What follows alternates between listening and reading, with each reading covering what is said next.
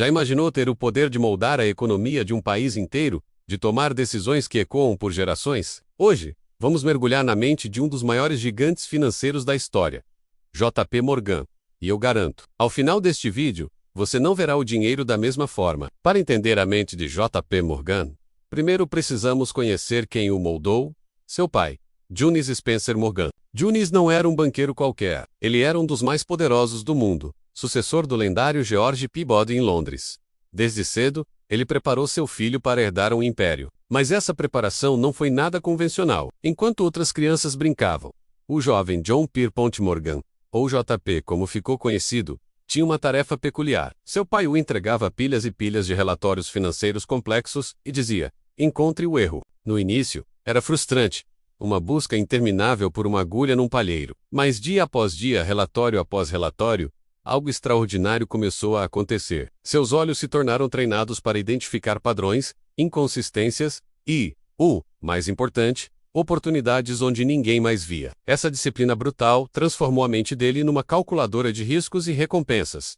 Ele não apenas lia números, ele entendia a história por trás deles. Ele estudou na Universidade de Göttingen, na Alemanha, aprimorando seu alemão e suas habilidades matemáticas, preparando-se para o palco mundial. A lição de seu pai era clara: caráter é a base de tudo. Em finanças, sua palavra e sua reputação são seus ativos mais valiosos. JP Morgan internalizou isso. Ele acreditava que fazer negócios com uma pessoa honesta, mesmo sem garantias, era mais seguro do que fazer negócios com um desonesto cheio de contratos. Com essa base sólida, JP Morgan não demorou a mostrar ao mundo a que veio.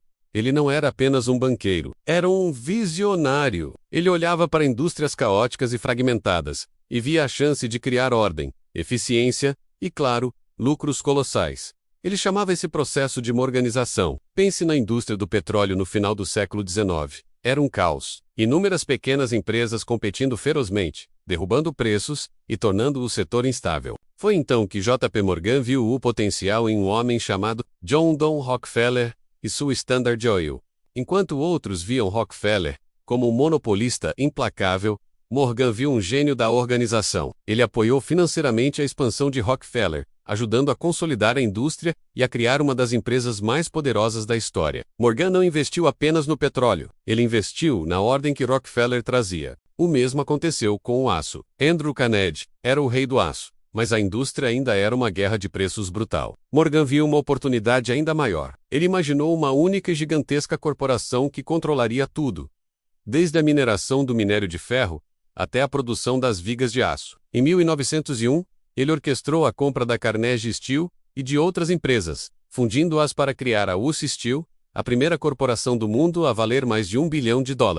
Ele não apenas comprou empresas, ele comprou a paz industrial e a eficiência em escala massiva. Mas o maior feito de JP Morgan, aquele que o gravou para sempre na história americana, foi quando ele, literalmente, salvou a economia dos Estados Unidos. Não uma, mas 2 vezes. Em 1895, as reservas de ouro do Tesouro Americano estavam perigosamente baixas, e o país estava à beira do colapso financeiro. O pânico se instalava. JP Morgan, como cidadão privado, reuniu um sindicato de banqueiros e organizou um empréstimo massivo de ouro para o governo, estabilizando a economia e restaurando a confiança. Ele agiu onde o governo falhou. Anos depois, durante o pânico de 1907, a história se repetiu de forma ainda mais dramática. Bolsas de valores despencavam, bancos quebravam, e a confiança evaporava. Não existia um banco central nos Estados Unidos para intervir. Quem interveio? JP Morgan. Ele trancou os maiores banqueiros do país em sua biblioteca em Nova York.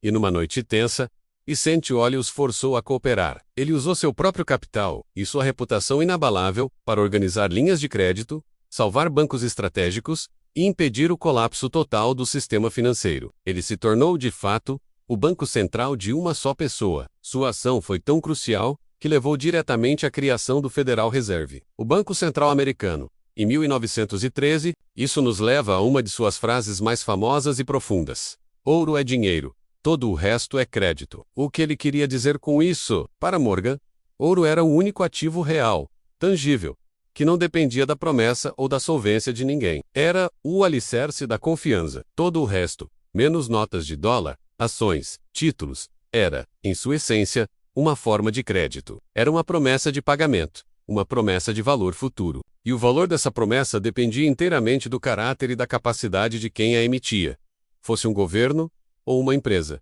Essa mentalidade moldou todas as suas decisões. Ele buscava ativos reais e empresas com liderança forte e caráter impecável. Ele entendia que a confiança era a moeda mais valiosa de todas. Quando ele apoiava uma empresa, o mercado seguia, não apenas pelo seu dinheiro, mas pela sua chancela de confiança. Então, como podemos pensar como JP Morgan hoje? Primeiro, domine os fundamentos. Assim como ele era forçado a encontrar erros em relatórios, nós precisamos entender profundamente aquilo em que investimos. Não siga a multidão. Faça sua própria lição de casa. Entenda os números, o modelo de negócio, a liderança. Segundo, invista em caráter, seja nos seus parceiros de negócios ou nas empresas em que você investe.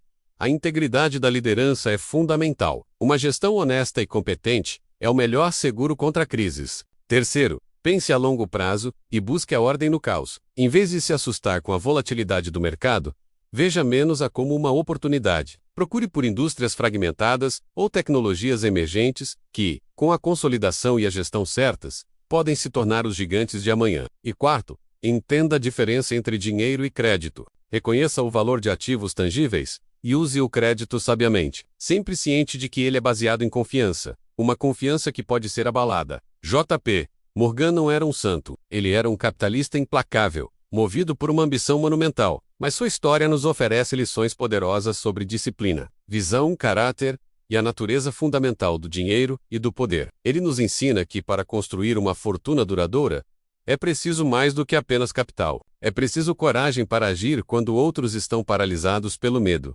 sabedoria para enxergar ordem no caos e, acima do tudo, um caráter tão sólido quanto o ouro. Comece hoje a construir seu império, não apenas com dinheiro, mas com conhecimento e integridade. Analise, questione, e quando a oportunidade certa surgir, haja com a convicção de um titã. Obrigado por assistir. Se você gostou de mergulhar na mente deste gigante financeiro, não se esqueça de deixar o seu like, se inscrever no canal e ativar o sininho para não perder nossas próximas análises. 8A Proxima